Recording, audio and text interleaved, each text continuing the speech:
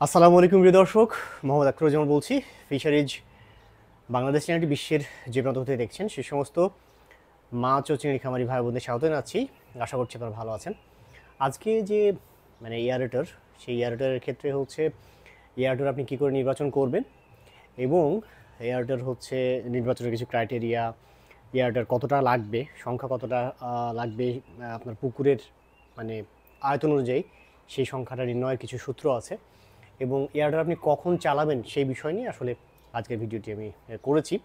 So এয়ারটার নিয়ে মোটামুটি এর আগে যে দুইটা ভিডিও ছিল এবং এটা আজকে ভিডিওটি দেখলে মোটামুটি এয়ারটার নিয়ে আপনাদের একটা কমপ্লিট ধারণা চলে আসবে।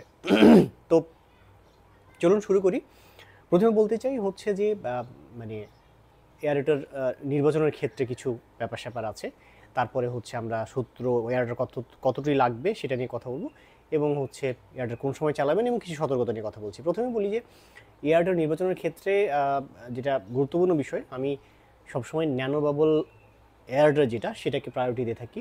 কারণ ন্যানো বাবলের থেকে যে বাবলটা উৎপন্ন হয়, এই বাবলের যে হচ্ছে অক্সিজেনটা সেটা অনেকক্ষণ থাকে পুকুরে। হ্যাঁ, তো ন্যানো বাবল এয়ারটেলটাই হচ্ছে আমার সবচেয়ে পছন্দের।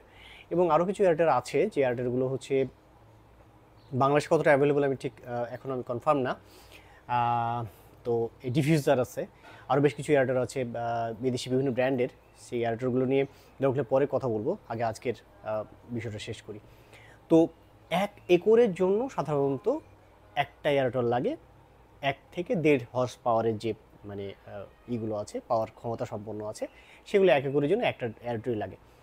এখন যদি আপনার আবহাওয়া খুব গরম মনে হচ্ছে, উষ্ণ জলবায়ু হচ্ছে, বা ফাইটোপ্লাঙ্কটনের ব্লুম হওয়ার চান্স আছে, এরকম যদি কোনো পুকুর হয়, তাহলে বা হয় মাঝে মাঝে এই ফাইটোপ্লাঙ্কটন ব্লুম হয়, তো সেই ক্ষেত্রে 2 হর্স পাওয়ার 1 একরের জন্য আপনি ব্যবহার করতে পারেন।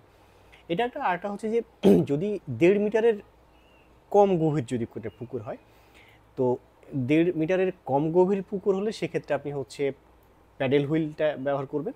এবং 1.5 মিটারের যদি বেশি যদি হচ্ছে হয়, গভীরতা যদি বেশি হয়, তাহলে সেক্ষেত্রে আপনি ভেঞ্চুরি এয়ারটেলটা ব্যবহার করবেন। এছাড়া এয়ারটেল নিয়ে আরও ডিটেলস অন্য ভিডিওতে বলা যাবে আপনাদের যদি ইচ্ছে থাকে তাহলে। এখন এয়ারটেলের সংখ্যা বা পরিমাণ আসলে নির্ণয়, কয়টা এয়ারটেল লাগবে, এটা আমরা কী করে বের করব। এটা বের করার সূত্রটা হচ্ছে যে কয়টা এয়ারটেল লাগবে, এটার বের করার জন্য আপনাকে আয়তন লাগবে একরে, অর্থাৎ সেই পুকুরের আয়তন কত একর, এবং তাকে আপনি হর্স পাওয়ার দিয়ে ভাগ করবেন। এই হর্স পাওয়ার দিয়ে ভাগ করলে যতগুলো সংখ্যা আসবে, আয়তন একর ভাগ হচ্ছে হর্স পাওয়ার, সেটাকে ভাগ করলে যা পাওয়া যাবে ততটা এয়ারটেল লাগবে সেই পুকুরের জন্য। এটা একটা সহজ সূত্র বা ক্যালকুলেশন আসলে। তো খামারিদের খুব গুরুত্বপূর্ণ একটা প্রশ্ন থাকে বা থাকে, চাওয়া থাকে, সেটা হচ্ছে যে সময়।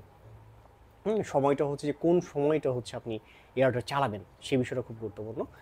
তো আধা নিবিড় পদ্ধতিতে যে মাছ চাষ আমরা করে থাকি সাধারণত, বাংলাদেশে এখন আধা নিবিড় পদ্ধতিতে মাছ চাষ করা হচ্ছে।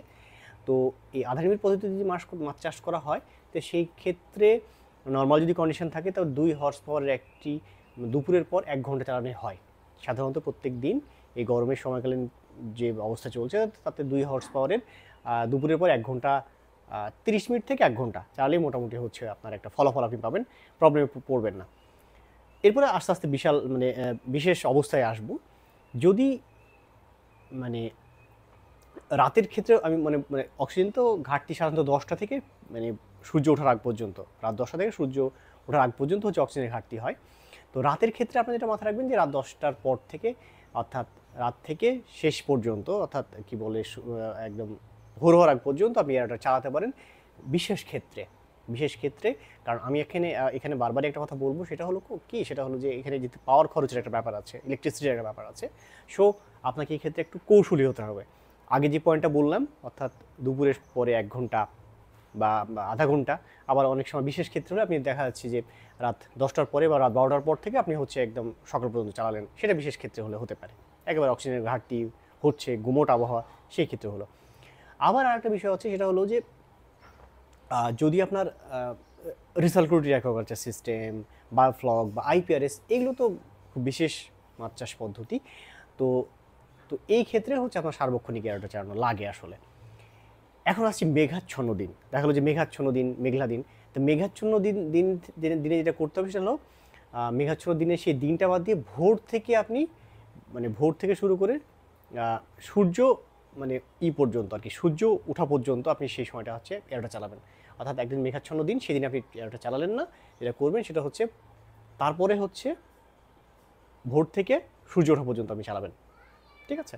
তো এই মেঘাচ্ছন্ন দিনের ক্ষেত্রে যেটা হবে সেটা হচ্ছে যে মেঘাচ্ছন্ন দিনে আপনি দিনের বেলাতে হচ্ছে এয়ারটা চালাবেন না। যেদিন মেঘাচ্ছন্ন দিন সেদিন দিনের বেলাতে চালাবেন না। কারণ কি, মেঘাচ্ছন্ন দিনে যেটা হয় অক্সিজেন এমনিতে হচ্ছে বাতাসে অক্সিজেন এমনিতেই হচ্ছে কম থাকে।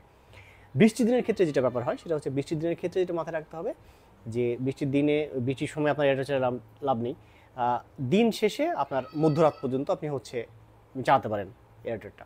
অর্থাৎ আপনার প্রয়োজন মানে অনুসারে মনে রাখতে হবে যে অক্সিজেন কিন্তু বাতাসে থাকার কিছু সিস্টেম আছে। মেঘাচ্ছন্ন দিনে হচ্ছে কিন্তু অক্সিজেনের পরিমাণ কম থাকে বাতাসে, গুমোট আবহাওয়ায় কিন্তু অক্সিজেন কম থাকে। তবে সেই সময় এয়ারটেল চালিয়ে আপনার আসলে কতটা ফল আপনি পাবেন সেই বিষয়গুলো আপনার মাথায় রাখতে হবে। এরপর যেটা সেটা হচ্ছে যে একটা পুকুরে যদি আপনি হচ্ছে হেক্টর প্রতি 40 থেকে 50 কেজি খাবার দিচ্ছেন, এরকম একটা পুকুর হচ্ছে 1 হেক্টর, সেখানে 40 থেকে 50 কেজি খাবার দিচ্ছেন, এই ধরনের পুকুরের ক্ষেত্রে যেটা খুব গুরুত্বপূর্ণ সেটা হচ্ছে যে আপনার মাঝে মাঝে আপনার এয়ারটা চালানো উচিত। আর যদি 60 কেজির উপরে যদি খাবার দেওয়া হয় তাহলে প্রতিদিনই কিন্তু আপনাকে এয়ারটা চালাতে হবে। মানে এটা খাবার যারা দিচ্ছেন তাদের ক্ষেত্রে বলছি, ফিড বেস যারা আছেন তাদের ক্ষেত্রে। আবার বলি সেটা হচ্ছে হেক্টর প্রতি যদি 40 থেকে 50 কেজি যদি খাবার দেন তাহলে মাঝে মাঝে আপনি এয়ারটা চালাবেন। আর যদি 50 থেকে 60 কেজি পার হেক্টরে আপনি খাবার দিচ্ছেন, এরকম প্রতিদিন এত কেজি খাবার দিচ্ছেন, তাহলে আপনার প্রতিদিনই মানে এয়ারটা চালানো উচিত। আর ওই যে বললাম প্রত্যেকটা মানে এয়ারটা চালানোর ক্ষেত্রে অবশ্যই আপনার হলো কৌশলী হতে হবে। কারণ এখানে কি বলবো, পাওয়ার ইলেকট্রিসিটি ব্যয়ের একটা ব্যাপার আছে। এরপর যেটা সেটা হচ্ছে কিছু সতর্কতা আপনাদের কি বলে নিয়ে একটু কথা বলবো। তার আগে একটু কথা বলে ফেলি যে সাধারণত 27 ডিগ্রি সেলসিয়াস তাপমাত্রা, অর্থাৎ পুকুরে পানির তাপমাত্রা 27 ডিগ্রি সেলসিয়াস তাপমাত্রা যখনই উপরে উঠে তখন থেকে কিন্তু এই অক্সিজেনের ঘাটতিগুলো তৈরি হওয়ার চান্স থাকে। তার মানে আপনাকে এয়ারটেল ব্যবহার করার ক্ষেত্রে ওই বিষয়টা মাথায় রাখতে হবে যে এখন বাতাসের তাপমাত্রা কত, তাহলে আমি এয়ারটেল চালাবো কিনা। এমন একটা দিন যে দিনে দেখা যায় ঠান্ডা আবহাওয়া, আপনার তাপমাত্রা একেবারে 25 ডিগ্রি নিচে চলে আসছে, তো তখন আপনি এয়ারটেল আপনার চালানোর দরকার নেই, অযথা মানে ইলেকট্রিসিটি বিল উঠিয়ে লাভ নাই। 15 ডিগ্রি সেলসিয়াস তাপমাত্রার নিচে যদি তাপমাত্রা থাকে তাহলে আপনার এয়ারটেল চালানোরই দরকার নেই। তো এই বিষয়গুলো আপনাকে মাথায় রাখতে হবে। ঠিক আছে? গ্রীষ্মকালীন মানে এই যে সময়টা এখন চলছে আসলে এই গ্রীষ্মকালীন প্রতি দুপুরে এই যে এখন যে গুমোট আবহাওয়া যতদিন চলবে, গ্রীষ্মকালীন প্রতি দুপুরে 3 থেকে 6 ঘন্টা এয়ারটেল আপনি চালান। হ্যাঁ, দুপুরের পর থেকে 3 থেকে 6 ঘন্টা এয়ারটেল চালান। যখন ওইটা বললাম যে আপনার প্রয়োজনই বলবো আপনার কী কাজটা করতে হবে আসলে। ঠিক আছে?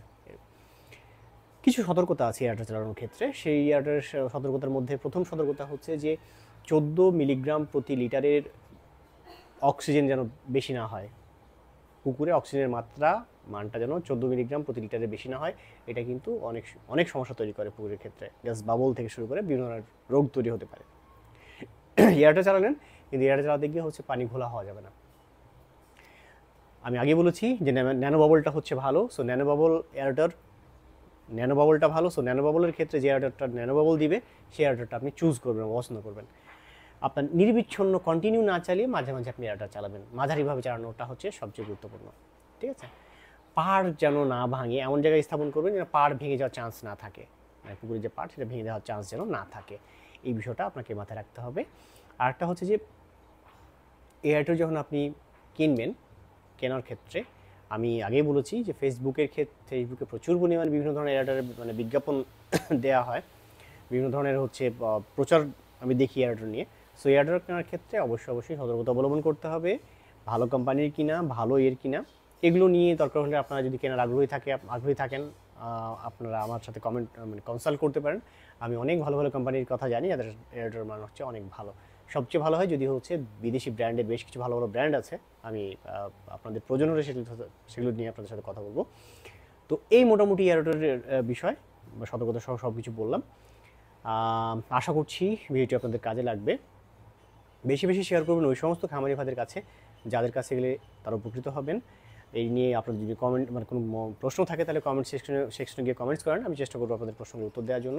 ভালো থাকবেন, দেখা হবে অন্য কোনো দিন অন্য কোনো ভিডিও নিয়ে। সে পর্যন্ত আল্লাহ হাফেজ।